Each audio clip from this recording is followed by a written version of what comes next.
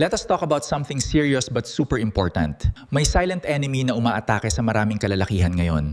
Ito ay ang prostate cancer. Huwag natin itong i-ignore o katakutan. Ang awareness sa sakit na to ay ang ating sandata. Let us dive deep and learn everything about this disease together today. So ano nga ba ang prostate cancer? It is a type of cancer that develops directly in the prostate gland of the male reproductive system natin. Ang prostate ay isang maliit na glandula, kasing laki lang ito ng walnut. Nakakatulong ito sa paggawa ng seminal fluid na nagtra-transport sa ating mga sperm. Kapag nagkaroon ng abnormal na pagdami ng cells dito, yan na ang cancer. Usually, very slow growing ang prostate cancer, kaya minsan walang agad na sintomas. Dahil tahimik ito sa simula, maraming kalalakihan ang hindi alam na may problema na sila sa prostate. That is why early detection is very important. Sino ba ang mga at risk dito? Ang pinakamalaking risk factor ay ang inyong age. As you get older, tumataas din ang chance na magkaroon nito. Kapag dumating na kayo sa age 50 pataas, kailangan na talaga nating maging maingat. It is highly recommended na magsimula ng magpatingin regularly sa inyong mga doktor. Another big factor is family history. Kung may tatay o kapatid kayo na nagkaroon ng prostate cancer, the risk becomes significantly higher for you as well. Genetics play a huge role in this condition. Kapag may history ang pamilya, it is best to discuss it early with a trusted medical professional immediately. Pati na rin ang inyong lahi o race ay may epekto. Black men have a noticeably greater risk of developing this type of specific cancer overall. Ang diet din natin ay isang mahalagang factor. Eating too much red meat and high-fat dairy products can possibly increase your chances of getting this disease. Obesity is another serious issue to watch out for.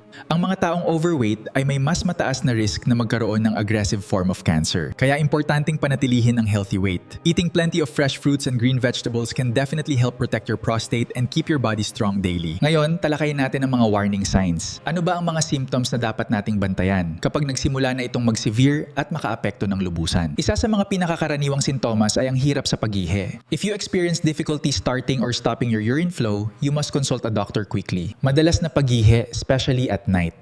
Waking up multiple times just to urinate can be a very strong warning sign na yan. Minsan, nakakaramdam din ng hapdi o sakit habang umiihi. Painful urination is never normal and it always requires immediate medical attention from a qualified healthcare provider. Pwede ring humina ang flow ng inyong ihi. A weak or interrupted urine stream should prompt you to get a thorough medical evaluation sa pinakamalapit na ospital. Ang isa pang nakakatakot na sign ay ang pagkakaroon ng blood. Seeing blood in your urine or semen is a major red flag na hindi dapat i-ignore. Pagdating naman sa advanced stages, baka makaramdam na ng matinding sakit. Deep pain in the lower back, hips, or pelvic area can indicate spreading cancer cells. Erectile dysfunction can also occur suddenly. Kung may napansin kayong pagbabago sa inyong sexual function, it is highly advisable to seek professional medical advice right away. Unexplained weight loss is another symptom to consider.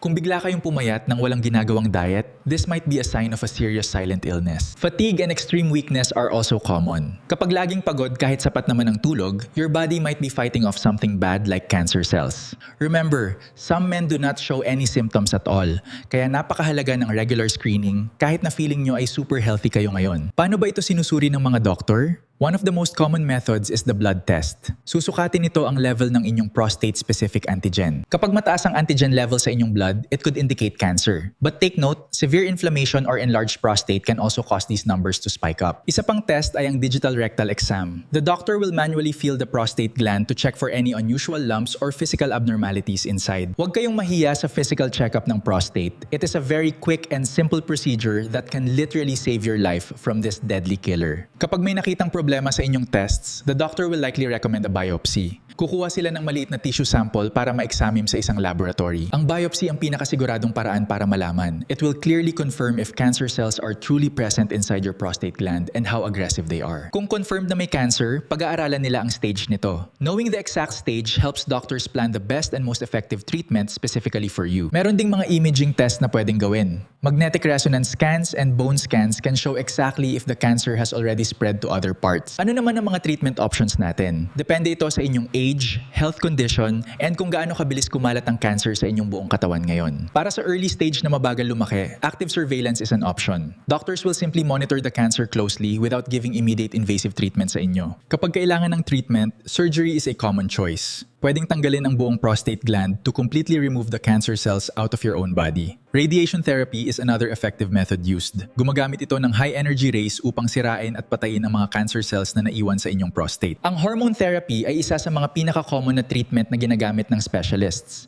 It works by preventing the body from producing testosterone. Sa mga advanced cases, chemotherapy might be needed. This involves using strong drugs to aggressively kill cancer cells that have unfortunately spread beyond the prostate area. Ang targeted therapy ay mas modern na treatment approach. Tina-target nito ang specific abnormalities sa cancer cells para mapigilan ang further growth ng cancer. Kumain ng maraming kamatis at iba pang gulay. Antioxidants found in these delicious foods are generally known to support and maintain a much healthier prostate naturally. Itigil ang alak at itigil ang smoking. These incredibly bad habits only introduce harmful toxins can severely compromise your immune system. Let us break the stigma and start talking today. Please share this video para mas maraming kalalakihan ang maging aware at tuluyang maligtas sa sakit na ito. Maraming salamat po sa panonood. Please like, share, and subscribe naman po sa aking channel. Keep safe and be healthy.